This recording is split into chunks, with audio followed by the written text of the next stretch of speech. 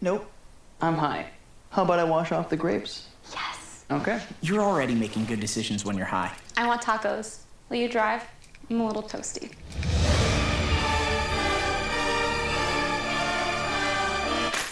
Nope. I'm high.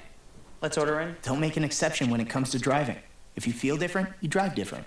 See on page 4 that the projections need to be tornado next Thursday. Seriously? Thursday?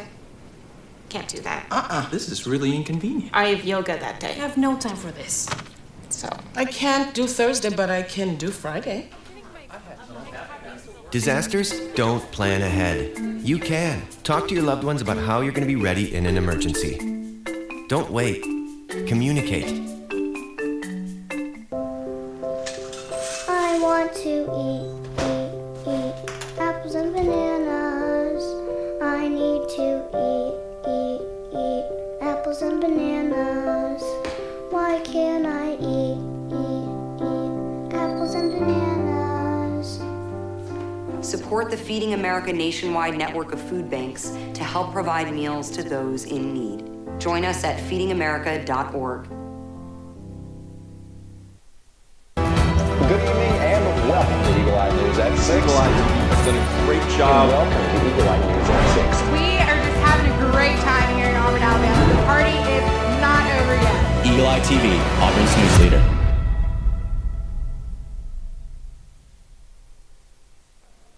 Good evening and welcome to Eagle Eye News at 6. I'm Lucy Chapman. And I'm Cam Singfield. Thank you for joining us.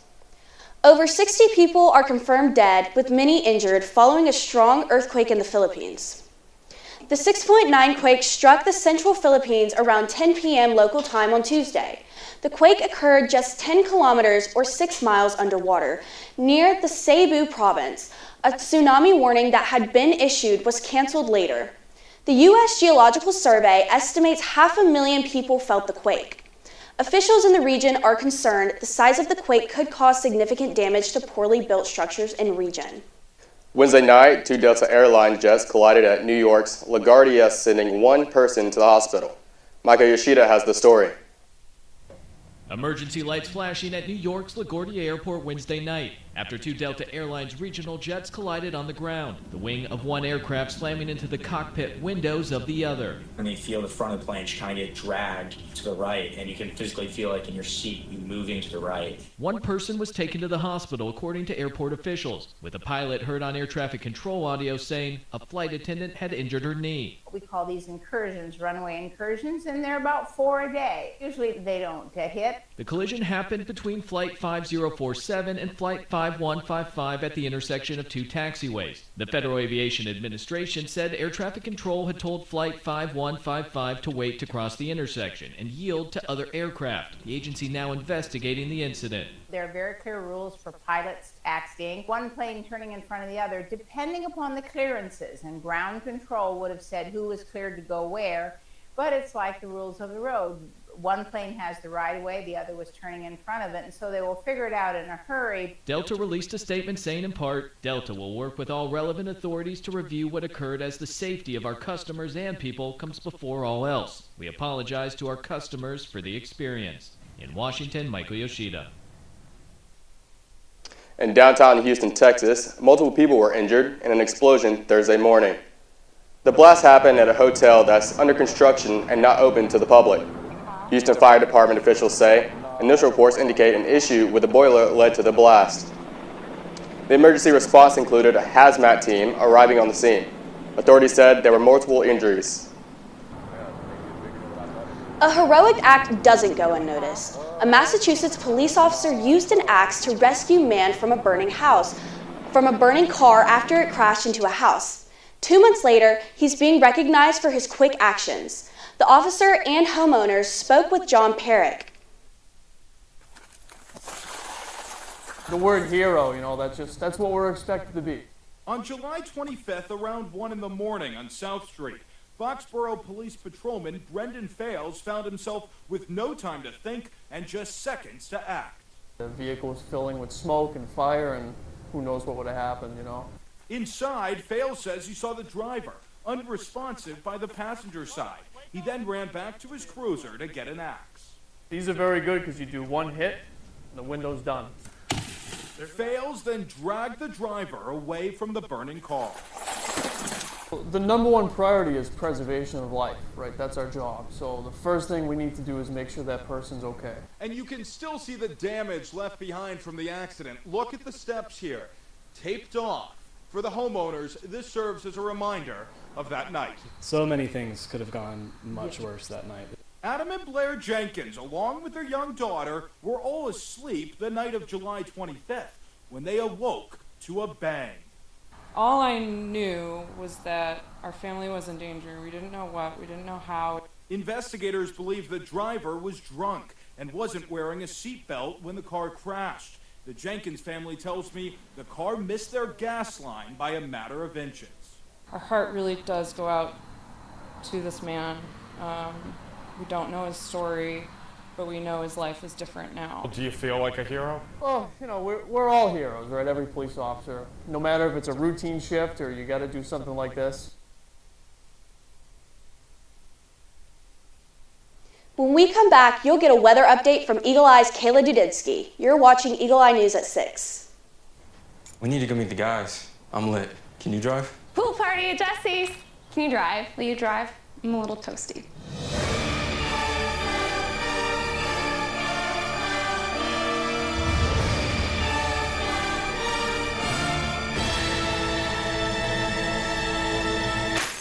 Nope. Nope. Nope, I'm high.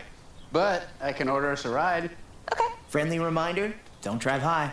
If you feel different, you drive different. Pool party at Jesse's. Can you drive? I'm toasted. Nope, I'm high. But I can order us a ride. Friendly reminder, don't drive high. If you feel different, you drive different. Or that the projections would be flood next Thursday? I can't do Thursday, but I can do Friday. Disasters don't plan ahead. You can. Talk to your loved ones about how you're going to be ready in an emergency.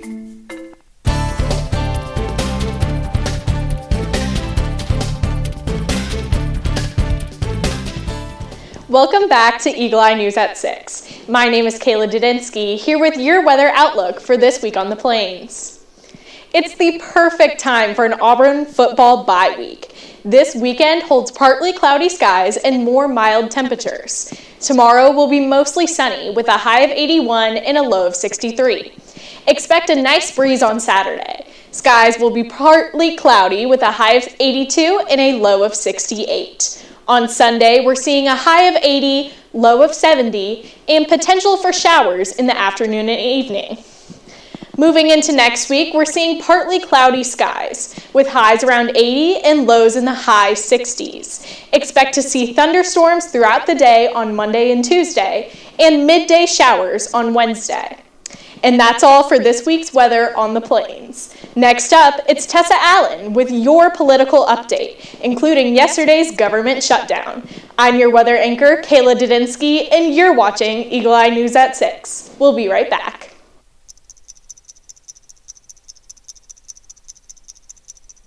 My parents weren't fluent in English, so in school I had to be independent and take initiative, and that's how I handle every project I get. Hey Kevin, you thinking about retirement? I'd love to, but I'm pretty busy with all this. Yeah, hey, let's meet our retirement coach, Avo. A is for taking action. Not anxiety? No, Kevin, you're gonna be fine. You sing? Barely. V is for variety. And you dance? Sort of. Come on. O's for optimize your savings. Let Avo lead the way. Visit aceyourretirement.org today. Nice. Thanks.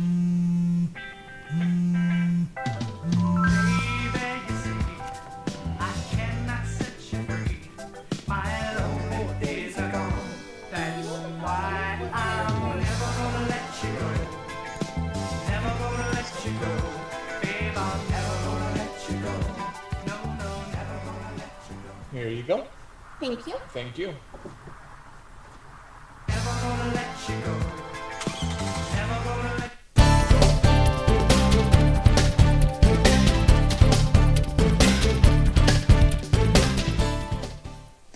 Welcome back to Eagle Eye News at 6. I'm Tessa Allen with your political update. Let's get right into it. It is day 2 of the government shutdown, and ongoing disagreements in Congress continue to prevent a resolution to end the shutdown. Democrats want to negotiate about the bill, while Republicans are insisting the government open first before negotiations take place.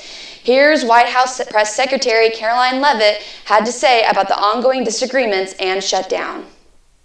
We haven't wanted to negotiate. We just want to keep the government open. That's been the Republican and the Trump White House position since the very beginning. We wanted to pass a clean continuing resolution, we still do, to keep the government open, and then we can negotiate on all of these policy matters. It's the Democrats who injected partisan politics into keeping the government and the business of the American people open.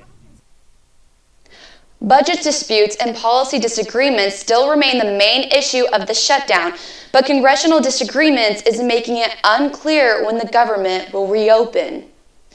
Speaker of the House Mike Johnson is hoping that the government won't stay shut down for long.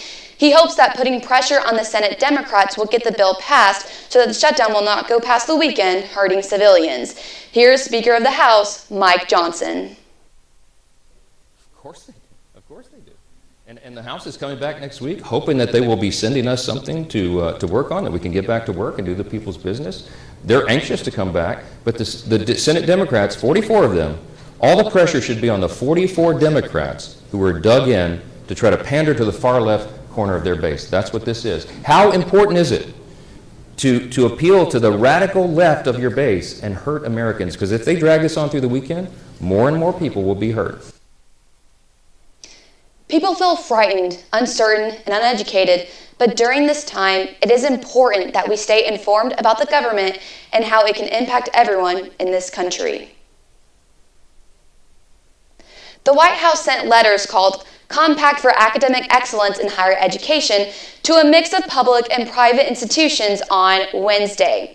They include Vanderbilt, the University of Pennsylvania, Brown, Massachusetts Institute of Technology, and 5 others. The Trump administration wants the schools to implement policies that stop considering race, gender, and other demographics in the process of admissions and to require undergraduate admissions applicants to submit the SAT and ACT. They also say schools have to freeze tuition for 5 years, cap the enrollment of international students to 15%, and commit to strict definitions of gender. While Brown University has already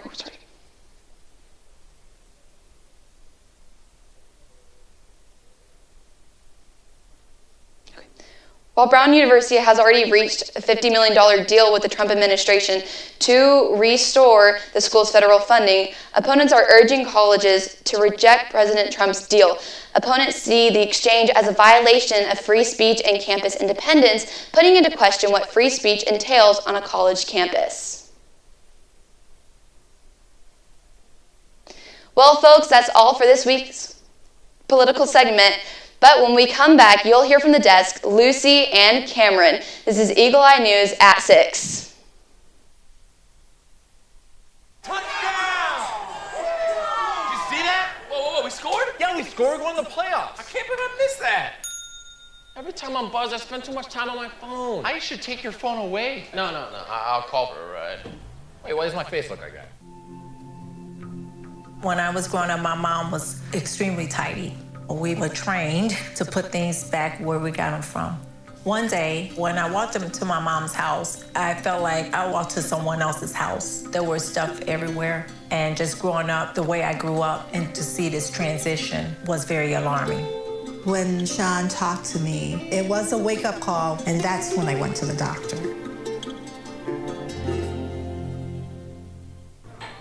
Put the keys down, Kevin. But I'm gonna drive home. There are several warning signs present that you shouldn't be driving. I've taken 25 selfies in the last 10 minutes. 26. Yep, I'm definitely gonna call a ride home.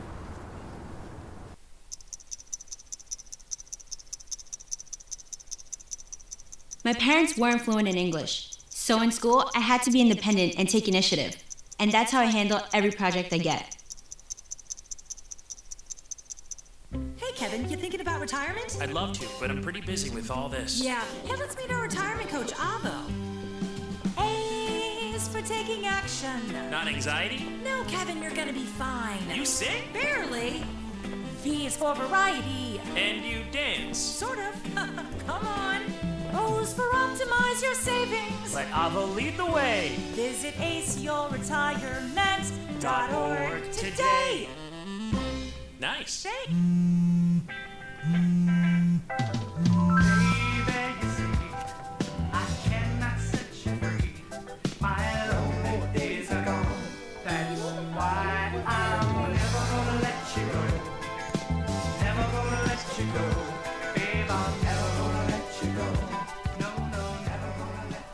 Here you go. Thank you. Thank you.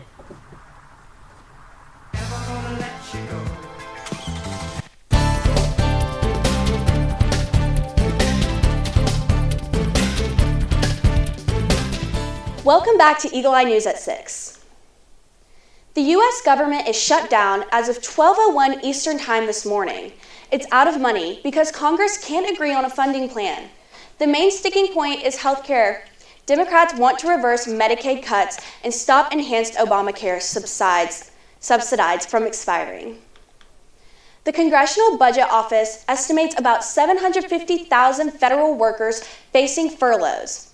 It says they'd otherwise make about $400 million a day. Quote-unquote, essential employees must work without pay. The State Department might be slow to issue passports. The military remains in place, but just under half of civilian defense employees are furloughed. National parks have skeleton crews, and the FDA says food inspections are affected. As for transportation, about 3/4 of FAA staff are working without pay. President Donald Trump met with Israeli Prime Minister Benjamin Netanyahu at the White House on Monday, and following their sit-down meeting, Trump said they were, quote, beyond very close, end quote, to a peace deal in Gaza. This comes as Israel has grown increasingly isolated on the world stage due to backlash over the war. Correspondent Julia Benbrook has the key takeaways from Monday's meeting. Ahead of this visit, the Trump administration voiced optimism about resolving the conflict. Just a few days ago, President Donald Trump said that he believed they were, quote, very close to a deal. And a few days before that, his envoy said that a breakthrough was possible. Trump welcomed Israeli Prime Minister Benjamin Netanyahu to the White House on Monday to discuss a potential Gaza peace plan. The two held a bilateral meeting followed by a joint press conference. I support your plan to end the war in Gaza. The Trump administration is pushing a 20-point Gaza peace plan that calls for all hostages held by Hamas to be released within 72 hours of an agreement and sets out a roadmap for Gaza once the war ends. If Hamas rejects the deal, which is always possible, they're the only one left. Everyone else has accepted it. But I have a feeling that we're going to have a positive answer. But if not, as you know, Bibi, you'd have our full backing to do what you would have to do. The plan does not indicate the U.S. would support the creation of a Palestinian state, but recognizes it as an aspiration of the Palestinians. In recent days, several countries, including the UK, France, and Canada, have formally recognized a Palestinian state. Trump has said that he believes that move is counterproductive, and Netanyahu has made it clear he strongly opposes that idea. At the White House, I'm Julia Benbrook. Gaza's health ministry on Sunday reported that the death toll has reached over 66,000 since the Israel-Hamas war began on October 7, 2023. The U.S. Postal Service is honoring the late President Jimmy Carter with a new stamp. The Forever stamp is out Wednesday, October 1st, on what would have been the 39th president's 101st birthday. The Postal Service's art director designed the new stamp. It features an image of Carter from a 1982 painting created by Herbert Abrams. Carter died last December at the age of 100. The Postal Service is honoring Carter's years in the White House and his achievements after he left office. Carter was known as a prominent activist for peace, human rights, and social and economic progress around the world. Stick around. When we come back, you'll get an Auburn sports update with Eagle Eye's Ali Laredo. You're watching Eagle Eye TV, Auburn's news leader. Oh, hey, Julia. Are you ready to play band with us? I'm going to play my clarinet. And Elmo's going to play his drum. drum loud. Oh, well, you know what to do, Julia. Julia knows. Mm-hmm. With Julia's autism, loud sounds can be too much. But she still has to make music. Play band. Early screening for autism can make a lifetime of difference. Find out more at screenforautism.org. Put the keys down, Kevin. But I'm gonna drive home. There are several warning signs present that you shouldn't be driving. My text to emoji ratio has gotten a little out of hand. A little? Yep, I'm definitely gonna call a ride home. Yo, Scott. Hey. I'm heading out, man. You want to ride? No, I got my car, but I actually really need to go to the bathroom. You know what? I was just in there. The line is like 10 people long. You know, I think I'll just...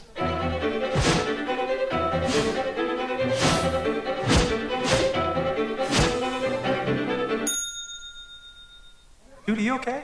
You wouldn't believe what I was just thinking. I am definitely buzzed. Yeah. I think I will take this and I will take that ride home. Smart man. Did you see how that dog...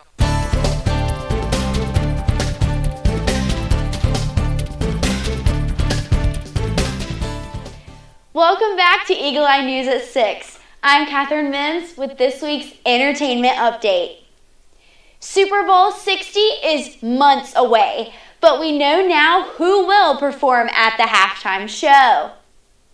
It's three-time Grammy Award winner Bad Bunny. The NFL-land Apple Music made the announcement on Sunday evening. Bad Bunny released his latest album, Debí Tirar Más Fotos, last January. It was his sixth solo album. Rumors had swirled for months that another pop singer, Taylor Swift, might headline the halftime show. She is engaged to Kansas City Chiefs tight end Travis Kelce. Earlier this month, NFL Commissioner Roger Goodell hinted Swift might be the halftime performer during a TV interview, but that did not happen, and Bad Bunny will now headline the show. Singer Selena Gomez and music producer Benny Blanco are now husband and wife. The couple was married in California on Saturday. Gomez announced the news on social media and posted several photos from the wedding ceremony. The couple first began dating in 2023, and Gomez announced their engagement last December. The pair first met in 2015 when Blanco co-produced Gomez's single, Same Old Love. They have since collaborated on a number of Gomez big hits, including I Can't Get Enough. That's all the entertainment news we have for you tonight. When we come back, you'll get a business consumer update from Lucy and Cam at the desk. I'm Catherine Mims, and you're watching Eagle Eye News at 6. We'll be right back. There was an old woman who lived in a shoe. She had so many children, she didn't know what to do.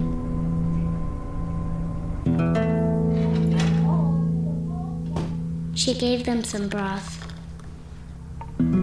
without any bread and kissed them all soundly and put them to bed. Hunger is a story we can end. End it at feedingamerica.org.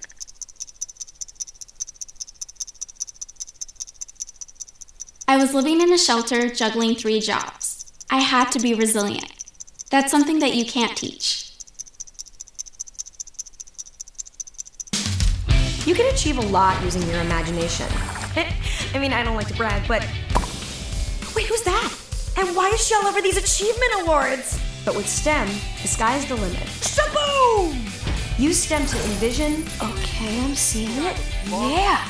Invent... Got any ideas? I've got a few, actually.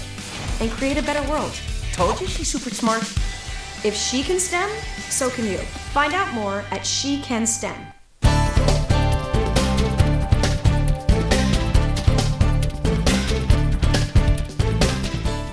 Welcome back to Eagle Eye News at 6. Good grief, Charlie Brown, Snoopy, and the gang are 75 years old.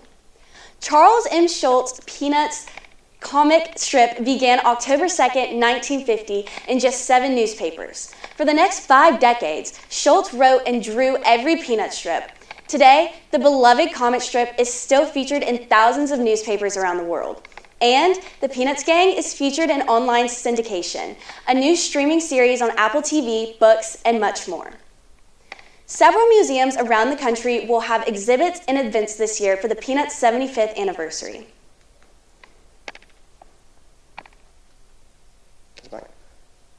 Peloton has a new revamped portfolio. The company is unveiling 5 new products, including a less expensive base model and advanced versions of its bike and treadmill. All of these items have improved Wi-Fi connectivity, upgraded speakers, and in response to numerous consumer complaints, there's an improved seat for the bikes. Peloton's Plus versions of its rowing machines, treadmills, and bikes also have a feature called Peloton IQ. That's an artificial intelligence assisted feature that serves as a personal trainer, giving feedback to the user. Peloton experienced a sales boom during the peak of the COVID-19 pandemic, but since then, its stock has lost more than 90% of its value. It's time to check those freezers again. More bags of frozen shrimp have been recalled. Seaport is pulling a limited amount of raw frozen shrimp because they could be contaminated with a radioactive isotope. Packages of the Easy Pill jumbo-sized white shrimp were sold to small retailers in 6 western states and American Samoa between July 10th and September 22nd. You should either throw the products out or return them to the store for a refund. So far, no illnesses have been reported. More information can be found on the U.S. Food and Drug Administration's website. Some Uncrustables sandwiches are getting a protein boost. The On-the-Go brand has added 2 new products to its lineup: Uncrustables Bright-Eyed Berry and Up Apple Sandwich. The new flavors are peanut butter and strawberry jam, or peanut butter apple cinnamon jelly sandwich. They boast 12 grams of protein per sandwich, as well as more fiber and whole grains than the existing lineup. All Uncrustable products are frozen and individually wrapped, with no high fructose corn syrup, artificial sweeteners, or colors. You can find them at retailers such as Walmart, Target, and Kroger. The Animal World's Fluffiest Pageant has crowned a new winner at Alaska's Katmai National Park and Preserve. A brown bear nicknamed Chunk now holds the title for Fat Bear Week 2025. Voters from around the world compared early and late summer photos of a dozen brown bears bulking up for winter hibernation, and then picked their favorite in the final round. Voters decided on Bear 32, aka Chunk, was the fattest of them all.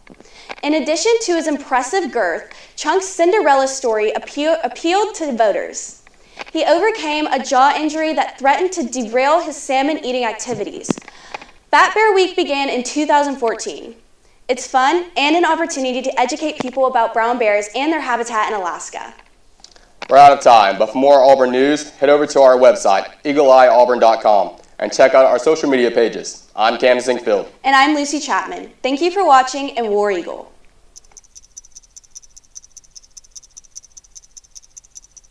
My parents weren't fluent in English, so in school I had to be independent and take initiative, and that's how I handle every project I get.